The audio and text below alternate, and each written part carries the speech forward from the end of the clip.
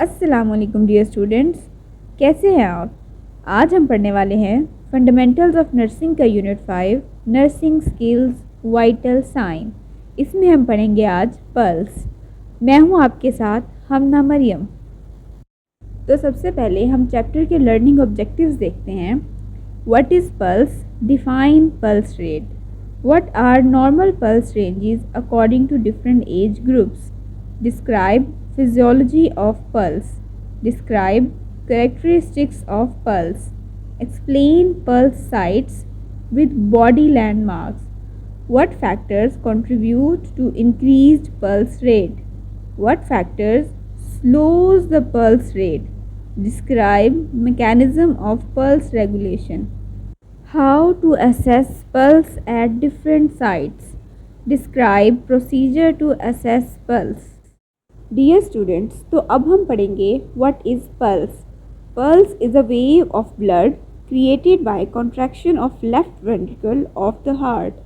Heart के left ventricle की contraction से पल्सेशन क्रिएट होती है, जिससे ब्लड पूरे बॉडी में पंप होता है। इसे पल्स कहते हैं। The heart is a pulsate pump and the blood enters the arteries with each heartbeat causing pulse waves. जैसे ही ब्लड पंप होता है तो वो आर्टरीज के अंदर जाता है, जहाँ पे पल्स वेव जनरेशन होती है। Pulse assessment is the measurement of a pressure pulsation created when the heart contracts and ejects blood into the aorta. तो जो हम पल्स असेस करते हैं तो वो बेसिकली हार्ट कॉन्ट्रैक्शन रेट भी होता है। अब हम देखेंगे pulse rate. It is stated as number of pulses और बीट्स पर मिनट, कि एक मिनट के अंदर कितनी पल्सेस हैं या कितनी बीट्स हैं, उसे हम पल्स रेट कहेंगे। Count the pulses for not less than half minute. कम अज़ कम आपने हाफ मिनट तक पल्सेस को काउंट करना है। BPM is the unit of pulse rate called beats per minute.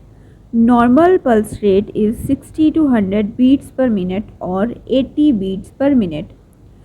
Adult का अगर pulse rate greater than 100 beats per minute है तो हम उस कंडीशन को कहेंगे टैकीकार्डिया, और अगर pulse rate less than 60 beats per minute है तो इट इज़ कॉल्ड ब्रेडिकार्डिया। तो अब हम पढ़ेंगे डिफरेंट एज ग्रुप्स में नॉर्मल हार्ट रेट और नॉर्मल पल्स रेट क्या होता है। 1 मंथ में 70 to 90 beats per minute, 1 month to 12 month 80 to 160 beats per minute, 1 to 2 years 80 to 130 beats per minute, 3 to 4 years 80 to 120 beats per minute. जैसे जैसे as increase हो रही है पल्स रेट इंक्रीज़ हो रहा है, लेकिन इसके बाद पल्स रेट ड्रॉप होगा। 5 to 6 years 75 to 115 beats per minute, 7 to 9 years 70 to 110 beats per minute, 10 years से above 60 to 100 beats per minute. Dear students, अब हम पढ़ेंगे फिजियोलॉजी ऑफ पल्स, के पल्स की जनरेशन कैसे होती है। Blood flows through the body in a continuous circuit. एक कंटिन्यूस सर्किट है, हार्ट से ब्लड वेसल्स और ब्लड वेसल से again heart. Electrical impulses originating from the SA node sinoatrial node travels through the heart muscle to stimulate cardiac contraction. SA node से electric impulses heart muscle को contraction के लिए signal देती हैं। Approximately 60 to 70 ml of blood enters the aorta with each ventricular contraction, जिसे हम कहते हैं stroke volume. When a pulse wave reaches a peripheral artery, it can be felt by palpating the artery lightly against underlying bone or tissues. Body की peripheries जैसे arms and legs में arteries को palpate करने से हमें pulsation मिलती है, जिसे हम रिकॉर्ड करते हैं। डियर स्टूडेंट्स, अब हम पढ़ेंगे कैरेक्टरिस्टिक्स ऑफ पल्स, जिसमें 4 कैरेक्टर्स आते हैं: क्वालिटी, रेट, रिदम, वॉल्यूम और स्ट्रेंथ और amplitude. Pulse quality refers to the feel of the pulse, its rhythm and forcefulness. Quality के पल्स की क्वालिटी कैसी है, इधर वो वीक है या स्ट्रॉन्ग पल्स है। Pulse rate is an indirect measurement of cardiac output obtained by counting the number of apical or peripheral pulse rates over a pulse point. Body के पल्स पॉइंट के ऊपर हम काउंट करेंगे कितनी pulsation receive होती हैं, जिससे कार्डिक आउटपुट और हार्ट बीट का रेट का भी पता किया जा सकता है. A normal pulse rate for adult is between 60 to 100 beats per minute. Bradycardia is a heart rate less than 60 beats per minute in an adult. Tachycardia is a heart rate in excess of 100 beats per minute in an adult. Third, pulse rhythm. It is the regularity of the heartbeat. It describes how evenly the heart is beating. कि heart beat का जो pattern है वो कितना regular है. इसके 3 cases हैं. Regular pulse rhythm, the beats are evenly spaced. Irregular, the beats are not evenly spaced. Dysrhythmias और arrhythmias is an irregular rhythm caused by an early, late और मिस्ड हार्ट बीट. यानी कि normal और regular pulse rhythm के अंदर जब भी कोई वेरिएशन आएगी उसे हम कहेंगे डिसरिथमिया और arrhythmia. Arrhythmia is missing heart beat और absent heart beat. 4. Pulse volume is a measurement of the strength or amplitude of force exerted by the ejected blood against the arterial wall with each contraction. Heart blood को pump करके arteries में भेजता है, जहाँ पर वो एक force exert करती हैं आर्टीरियल वॉल के अगेंस्ट. जब हार्ट का इजेक्टेड ब्लड ज़्यादा हो क्वांटिटी में या फोर्सफुल कंट्रैक्शन हो तो पल्स वॉल्यूम इंक्रीज हो जाता है. It is described as normal, full और इजीली पाल्पेबल पल्स वॉल्यूम और a weak pulse, thready and usually rapid. Normally ज़्यादातर वो तेज़ होगी, और स्ट्रॉन्ग या बाउंसिंग पल्स. डियर स्टूडेंट्स, अब हम पढ़ेंगे different pulse sites in our body. सबसे पहले temporal, carotid, apical, brachial, radial, ulnar, femoral, popliteal, posterior tibial and dorsalis pedis. अब हम इन पल्स साइट की लैंडमार्क्स के अकॉर्डिंग लोकेशन देखेंगे. सबसे पहले temporal. Over the temporal bone, superior and lateral to eye. हमारे बिल्कुल आँख और कान के दरमियान माथे का हिस्सा जो है ये है टेम्पोरल रीजन. टेम्पोरल बोन के बिल्कुल अबव यहाँ होती है टेम्पोरल आर्टरी, जहाँ से हमें पल्स मिल सकती है. कैरोटिड. बायलेटरल, दोनों तरफ, under lower jaw, in the neck, along medial edge, बिल्कुल सेंटर के edge of sternocleidomastoid muscle. Sternocleidomastoid muscle neck muscle है, उसी के अलोंग मीडियल एज पर हमें जॉ के दोनों साइड पर कैरोटिड आर्टरी मिलेगी, जिससे पल्स मिल सकती है. Apical pulse. Left mid clavicular line at the 4th to 5th intercostal space. Intercostal space बिल्कुल हार्ट की एपिक्स वाले रीजन में हमें पल्स मिलेगी, जो कि स्ट्रॉन्गेस्ट पल्स होगी. Brachial. Inner aspect between grooves of the biceps and tricep muscle at the antecubital fossa. हमारे बिल्कुल आर्म के सेंटर, नी के अबव एंटीक्यूबाइटल फोसा, वहाँ पर ब्रेकियल आर्टरी से हमें ब्रेकियल पल्स मिलेगी. Radial. Inner aspect of four arm on thumb side of wrist. कलाई के अंगूठे वाली साइड पर हमें रेडियल आर्टरी से रेडियल पल्स मिलेगी. Ulnar. Outer aspect of four arm on finger side of wrist. कलाई की उंगलियों की जानिब हमें अल्नर आर्टरी से अल्नर पल्स मिलेगी. फीमोरल.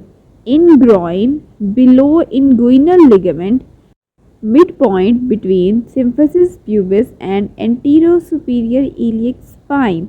यानी सिम्फिसिस प्यूबिक और हिप के एंटीरो सुपीरियर इलियक स्पाइन के दरमियान फीमोरल आर्टरी गुजरती है ग्रॉइन से, जिससे हमें फीमोरल पल्स मिलेगी. Popliteal. Behind knee at centre in popliteal fossa. घुटने के बिल्कुल पीछे पॉप्लिटियल फोसा में पॉप्लिटियल आर्टरी गुजरती है उसके सेंटर से, वहाँ से हमें पोप्लीटियल पल्स मिलेगी। Posterior tibial, inner aspect of ankle between Achilles tendon and tibia below medial malleolus, यानी टखने का अंदर वाला उभार जो हड्डी वाला हिस्सा है उसके बिल्कुल नीचे अकाइलीज टेंडन के पास हमें पोस्टीरियर टिबियल पल्स मिलेगी। डोर्सालिस पेडिस, ओवर इंस्टेप, पाँव के बिल्कुल ऊपर, mid point between extension tendon of great and second toe, पहला अंगूठा और उंगली के दरमियान उसका जो एक्सटेंड करने वाला टेंडन है वहाँ पर हमें डोर्सालिस पेडिस पल्स मिलेगी ऑन द सुपीरियर पार्ट और dorsal part of the foot. तो अभी हमने सारी पल्स की साइड्स देखी। अब हम पढ़ेंगे कि फैक्टर्स जो कि इंक्रीज़ करते हैं पल्स रेट को और वो फैक्टर्स जो स्लो डाउन करते हैं पल्स को। सबसे पहले इंक्रीज़ कौन कौन से फैक्टर करते हैं? अगर पेन हो रहा है तो पल्स रेट इंक्रीज़ होगा। फीवर में भी पल्स रेट इंक्रीज़ हो जाता है। स्ट्रेस और एक्सरसाइज के अंदर बॉडी की ऑक्सीजन डिमांड को कंपनसेट करने के लिए, उसको सेटिस्फाई करने के लिए पल्स रेट इंक्रीज़ कर दिया जाता है। ब्लीडिंग में ब्लड वॉल्यूम डिक्रीज़ होने की वजह से लेफ्ट ओवर ब्लड को मोर फोर्सफुली पंप किया जाता है जिससे पल्स रेट इंक्रीज़ हो जाता है। Decrease in blood pressure decrease होने की वजह से कंपनसेटरी मैकेनिज्म पल्स रेट को इंक्रीज़ करता है। Some medication such as adrenaline and aminophylline ये भी पल्स रेट इंक्रीज़ करते हैं। अब वो फैक्टर्स जो पल्स को स्लो डाउन करते हैं। सबसे पहले रेस्ट और स्लीप में पल्स रेट डिक्रीज़ हो जाता है।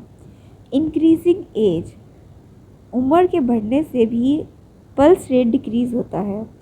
People with thin body size, जिनका फिज़िक बहुत ही थिन होता है उनकी ऑक्सीजन डिमांड भी कम होती है, इस वजह से पल्स रेट भी कम होता है।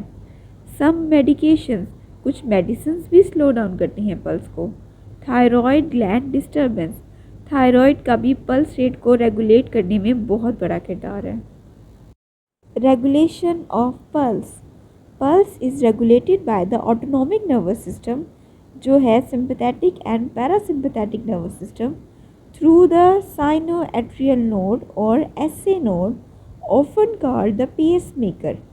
Parasympathetic stimulation decreases the heart rate. जब भी रेस्ट एंड स्लीप की कंडीशन होगी तो पैरासिम्पैथेटिक स्टिमुलेशन हार्ट रेट को डिक्रीज़ कर देगी। Sympathetic stimulation increases the heart rate. जब डू और डाई कंडीशन होगी तो सिंपैथेटिक स्टिमुलेशन हार्ट रेट को इंक्रीज़ कर देगी। The quantity of blood forced out of the left ventricle during each contraction is called stroke volume, that is 70 ml for an average adult. Cardiac output यानी 1 minute के अंदर heart ने कितने litres of blood pump किया है उसे हम किस तरह कैलकुलेट कर सकते हैं? Stroke volume multiplies by pulse rate, that is equal to 70 ml multiplies by 80 beats per minute, जो कि नॉर्मल एक एवरेज एडल्ट का 5.6 लीटर्स पर मिनट आता है। पल्स रेट है number of pulsing sensations occurring in 1 minute और कार्डियक आउटपुट है the volume of blood pumped by the heart during 1 minute. Pulse rate multiplies by stroke volume equals to cardiac output. 70 beats per minute के according 4.9 litre per minute और 60 beats के according 5.1 litre per minute है एक adult का cardiac output. Dear students, अब हम पढ़ेंगे pulse की assessment. A pulse is commonly assessed by palpation, feeling और auscultating with stethoscope. A pulse is commonly palpated by applying moderate pressure with the 3 middle fingers of the hand.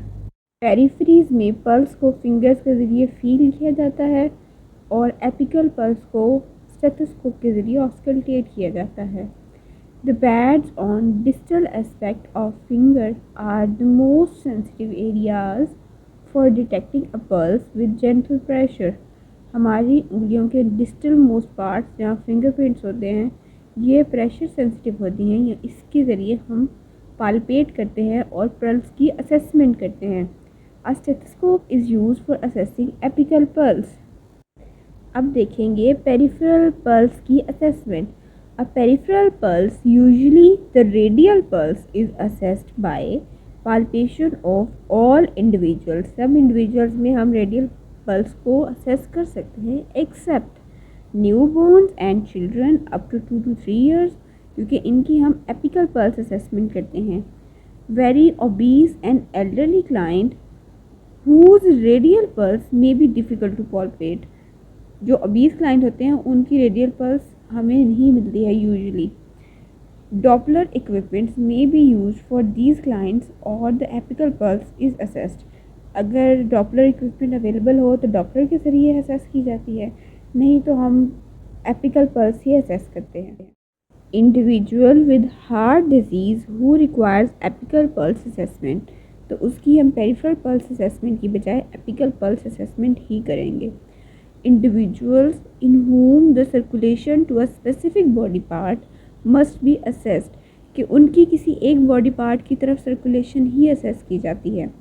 Following leg surgery the pedal pulse is assessed, ताकि उस leg की तरफ जाने वाली blood supply और pulse को वही assess किया जाए। Apical pulse assessment. Assessment of the apical pulse is indicator for clients whose peripheral pulse is irregular, as well as for the client with known cardiovascular, pulmonary और renal disease।